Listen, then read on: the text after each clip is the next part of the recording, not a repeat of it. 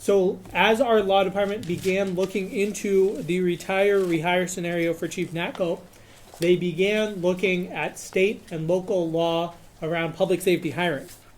They began looking at an Ohio Revised Code provision that essentially says that then when there is a vacancy above the entry level in safety forces, that must be filled internally.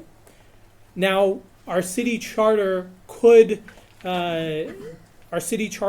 trump that state law. However, our city charter states that promotion should occur internally, quote, whenever practicable, unquote.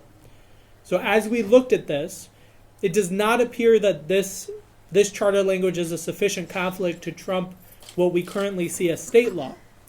And an additional thing that we noticed is that the penalty for willfully violating this state provision is that the public official who does the hiring is removed from office.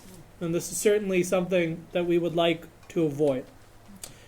All of what I have just shared has been thoroughly researched by our city law department and by outside counsel over the last 2 months. They have worked really diligently on this, and we are bringing it forward to everyone today to let people know in the spirit of transparency how we have been approaching this process. Now, this certainly came as a surprise to me. The city has had 2 prior police chiefs who have been appointed externally. And so as we began this process last fall, I believed that we would have the opportunity to do the same. However, I'm acting based on the best legal advice that I have today. I do believe that previous administrations were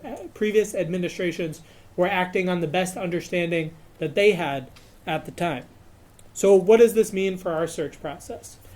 We have a couple of options. We could place the police chief search process on hold while we pursue a charter amendment on the ballot in November that could clearly define the city's authority with regard to hiring externally. That would mean keeping our acting chief in place for roughly a year. The second option is to do an internal only search, ultimately selecting a candidate from within the Akron Police Department. And while I had hoped to cast the broadest possible net in this process, I don't think it's wise or desirable to wait until November or longer to fill this role permanently. So we have decided to move forward with an internal only search, considering departments from within the Akron Police Department. Now, in line with the Ohio Revised Code sections that I mentioned before, we will be accepting applications from deputy chiefs and captains. It's our understanding that if multiple deputy chiefs apply, that we will not be able to consider captains. So we will extend the deadline for application, which actually is today. We will extend that by 2 weeks to March 18th. In addition, we will review state practice across the state, and we will plan to bring forward a charter amendment in November that does clearly address this issue for both police and fire for future hiring decisions.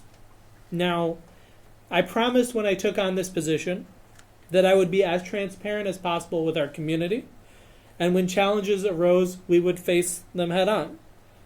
I didn't know about this exact situation, but I think this is what I was talking about. This is what we're doing here, and while this isn't ideal, I am confident that we will find outstanding candidates for both our fire chief role and our police chief role from here in our ranks.